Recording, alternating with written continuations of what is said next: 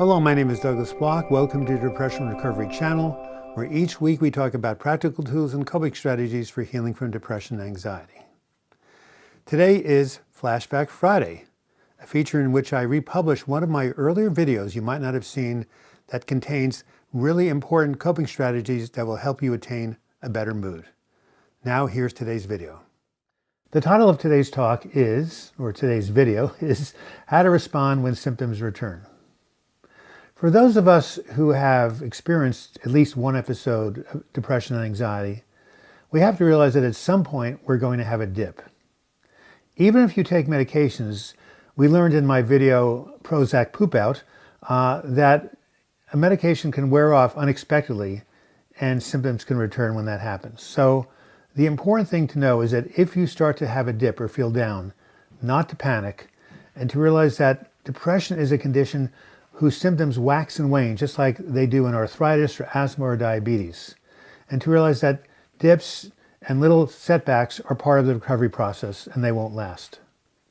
To illustrate this point, I want to tell a story about a member of my support group called Lori. About a year ago, Lori had graduated from my group, and the reason she graduated was because she was feeling so well and her symptoms had gone into remission, so she felt she could leave and live her life. But about a week ago, I got a call from her and she was very distressed because it seems like the previous week she had woken up and for no apparent reason, she felt low. There was nothing in her environment to explain this, no trauma, no crisis. She just felt blue. And moreover, this had persisted for 7 days. And now she was beginning to catastrophize that she was headed for another major depression. I explained to Lori that what she was experiencing was a temporary low, and I encouraged her to continue to practice the coping skills and strategies she had learned in group. It's okay to feel down, I explained. Just continue to stay engaged with life and avoid the tendency to withdraw. By doing this, you'll ensure that the low won't get worse and you will get better faster. 2 days later, Lori called me with this report. She said, shortly after our conversation, a good friend called me and asked me to go for a walk with her and stop for some coffee. This seemed like a good idea. And then I remembered that I'd always wanted to photograph her dog. I'm trying to get into photography and I love animals. So I said, can you bring your dog along? She said, fine. So we took the walk and then we came to the coffee shop and we stopped and I said, okay, let me take a few pictures of your dog. A golden retriever, very nice, very gentle, and I really like this dog. And as I started to do so and took one picture after another and focused on the dog instead of my depression, I noticed that my symptoms of depression moved from the foreground to the background and I started to feel better. Now, this did not totally take away my symptoms of depression, but it allowed me to manage them and they decreased. Now I know that staying engaged is the key to making sure my recovery happens sooner than later, and I will do my best to do so.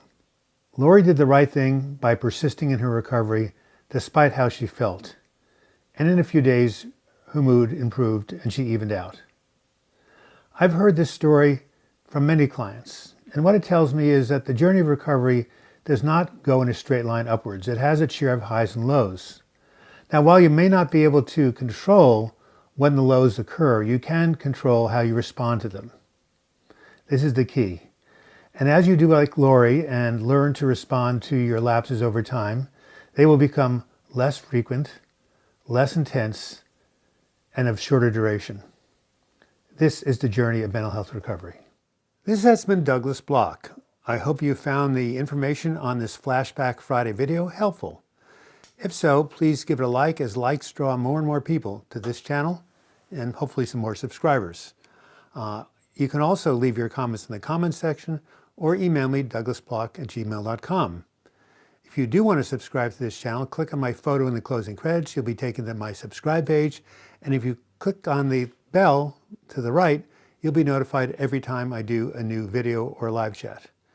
And if you want to contribute to this channel and become a patron, simply click on the Patreon image. You'll be taken to my crowdfunding site.